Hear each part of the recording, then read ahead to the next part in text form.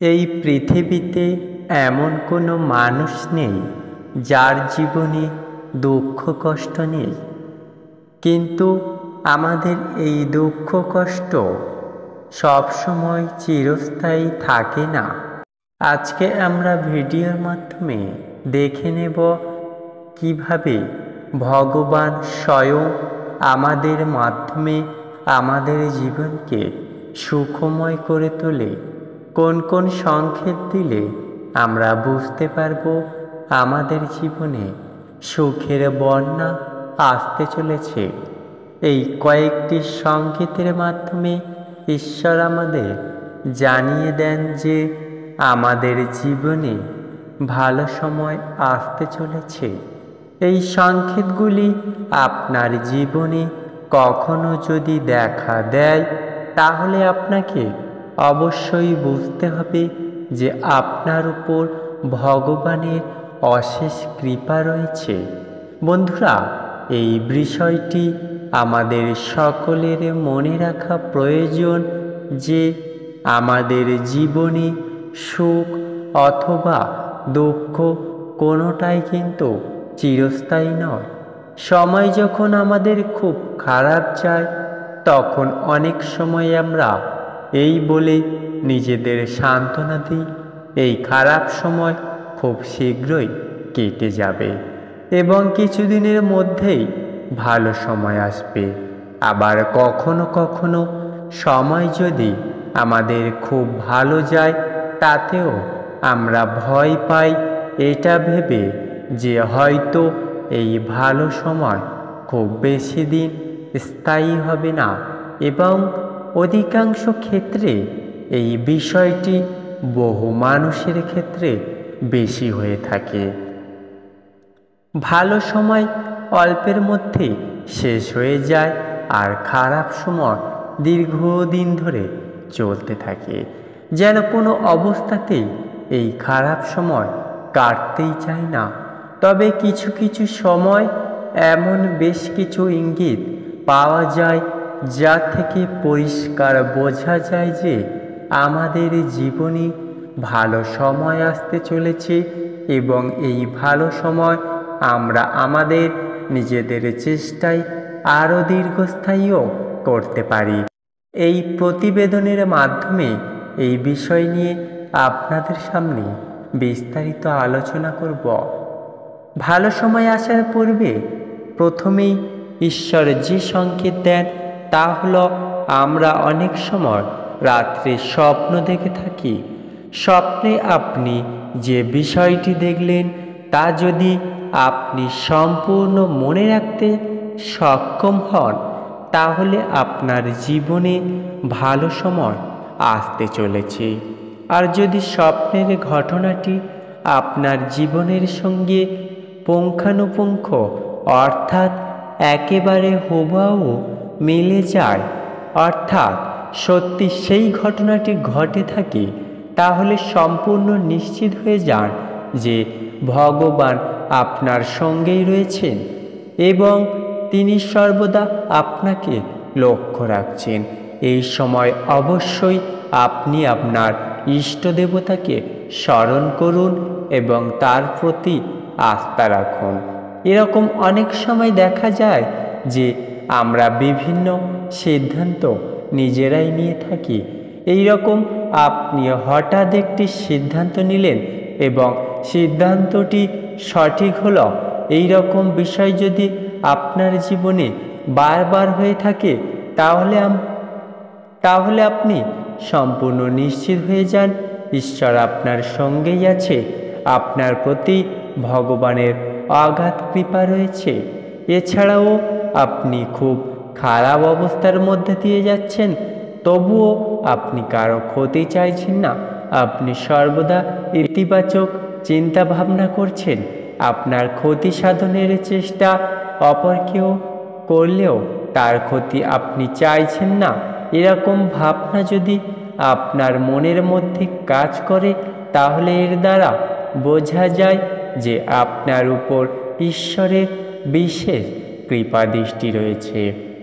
চতুর্থ সংকেতটি হল, হঠাৎ করে যদি আপনি অত্যাধিক খুশি হওয়ায় কোনো কারণ ছাড়াই যদি আপনি এই রকম খুশি অনুভব করেন, মনের মধ্যে যদি এই পরম শান্তি অনুভব করেন, তাহলে আপনি নিশ্চিত হয়ে যান যে আপনার আগামী দিনগুলো সুন্দর হতে চলেছে, আপনার অসফল কাজ সফল হতে চলেছে।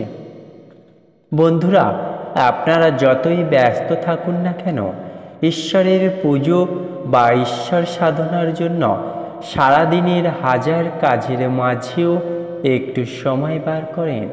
এছাড়াও হিন্দু গৃহস্থের প্রতিটি বাড়িতেই ভগবানের জন্য একটি আলাদা স্থান রাখা হয়।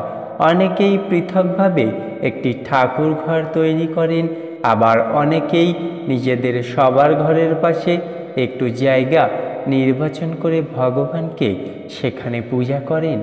আমরা বাড়ির সুখ শান্তি মঙ্গল কামনার জন্য ভগবানকে পূজা করে থাকি, কিন্তু আপনি কি জানেন যে আপনি যখন পূজা করছেন সেই সময়ও ভগবান সংকেত প্রদানের মাধ্যমে জানিয়ে দেন যে তিনি আপনার সঙ্গে আছেন। যখন কোনো ব্যক্তি ভগবানের পূজা অর্চনা করেন তখন নিশ্চয়ই প্রদীপ প্রজ্বলন করে থাকেন। যদি আপনার জ্বালানো প্রদীপের শিখাটা ওপরের দিকে সোজাভাবে উঠতে থাকে এবং দীর্ঘক্ষণ ধরে যদি এই প্রদীপের শিখা প্রজ্বলিত অবস্থায় থাকে, তাহলে এই বিষয়টি সংকেত প্রদান করে যে ঈশ্বর আপনার পূজায় সন্তুষ্ট হয়েছেন এবং খুব শীঘ্রই আপনার কাছে কোনো ভালো খবর আসতে চলেছে। কিন্তু জ্বালানো প্রদীপ বারবার নিভে যায়, তাহলে এই বিষয়টি সংকেত প্রদান করে যে কোনো না কোনো বিষয়ে ভগবান আপনার প্রতি রুষ্ট হয়েছেন। এছাড়াও পূজা করার সময় আমরা প্রায় ধূপ জ্বালিয়ে থাকি।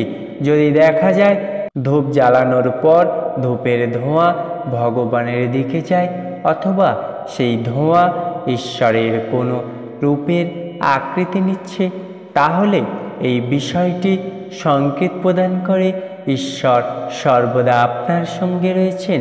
হাজার চেষ্টা করেও কেউ কোনোরূপ আপনার কোনো ক্ষতি সাধন করতে পারবে না। বন্ধুরা, পূজা করার সময় এই বিষয়টি অবশ্যই খেয়াল রাখবেন যে ধূপের ছাই কখনো কোনো অবস্থায় পা দেবেন না। এই ছাই কোনো পবিত্র গাছের তলায় রেখে দেবেন অথবা জলে ভাসিয়ে দেবেন, কিন্তু কোনো অবস্থায় এই ছাই যেন পা না লাগে। এছাড়াও বিভিন্ন কারণ আমরা দেখতে পাই যখন আমাদের জীবনে ভগবান স্বয়ং ভালো সময় পাঠিয়ে দেন। পূজা করার সময় যদি কখনো দেখতে পান আপনার শরীর শিউরে ওঠে বা কেঁপে ওঠে, তাহলে এই বিষয়টি পরিষ্কার ইঙ্গিত করে যে ঈশ্বর আপনার চারপাশে সর্বদা রয়েছেন এবং তিনি আপনাকে সমস্ত প্রকার বিপদ থেকে রক্ষা করছেন, সে যতই বড় আপনার শত্রু হোক। এই রকম বিষয় যদি আপনার সঙ্গে হয়, যখন আপনি পূজা অর্চনা করছেন, তখন আপনার গৃহেতে কোনো একজন ব্যক্তি প্রবেশ করছেন কোনো ধন সম্পদ বা টাকা পয়সা নিয়ে আপনার পরিবারকে দেওয়ার উদ্দেশ্যে, তাহলে নিশ্চিত হয়ে যান স্বয়ং ঈশ্বরই আপনার কাছে সেই ব্যক্তিকে পাঠিয়েছেন। ঈশ্বর পৃথিবীর সমস্ত জায়গাতেই প্রতিটি কণায় কণায় বিরাজ করেন এবং তিনি যে কোনো রূপে যে কোনো পরিস্থিতিকে আপনাকে দর্শন দিতে পারেন। ভগবানের রূপ খুব কম লোকেরাই দেখতে পারেন। যদি পূজা অর্চনার সময় আপনার বাড়িতে কোনো দুস্থ মানুষ আসেন, তাহলে তাকে ভগবানের রূপ হিসাবে মেনে নেবেন এবং তাকে কোনো অবস্থাতেই খালি হাতে ফেরাবেন না। আপনি আপনার সাধ্য এবং সামর্থ্য দিয়ে অবশ্যই তাকে কিছু দান করুন, কারণ ভগবান বিভিন্ন রূপের মাধ্যম দিয়ে আপনাকে পরীক্ষা করতে আসেন। এবং আরও একটি বিষয়, ভগবানকে যখন আপনি পূজা করছেন, তাকে নিবেদন করা ফুল যদি আপনার থেকে পড়ে যায়, তাহলে বুঝতে হবে ভগবান আপনাকে আশীর্বাদ করছেন এবং খুব শীঘ্রই আপনি কোনো সুখবর পেতে চলেছেন। সবশেষে একটি বিষয় বলবো, নিজের প্রতি আর নিজের ইষ্ট দেবতার প্রতি আস্থা রাখুন। সমস্ত প্রকার সংকট তিনি দূর করে দেবেন। তিনি আমাদের সঙ্গে সর্বদাই রয়েছেন। তবে সময় বিশেষে তিনি কেবলমাত্র পরীক্ষা করেন। কাকে কীরূপ কিভাবে দুঃখ কষ্ট দিয়ে পরীক্ষা করবে, তা একমাত্র স্বয়ং ভগবান জানেন। আর এই দুঃখ কষ্ট পেয়ে কোনো ব্যক্তি যদি ভগবানের উপর আস্থা হারিয়ে ফেলে, তাহলে তার জীবনে কখনোই সুখ সর্বদা বিরাজ করতে পারে না।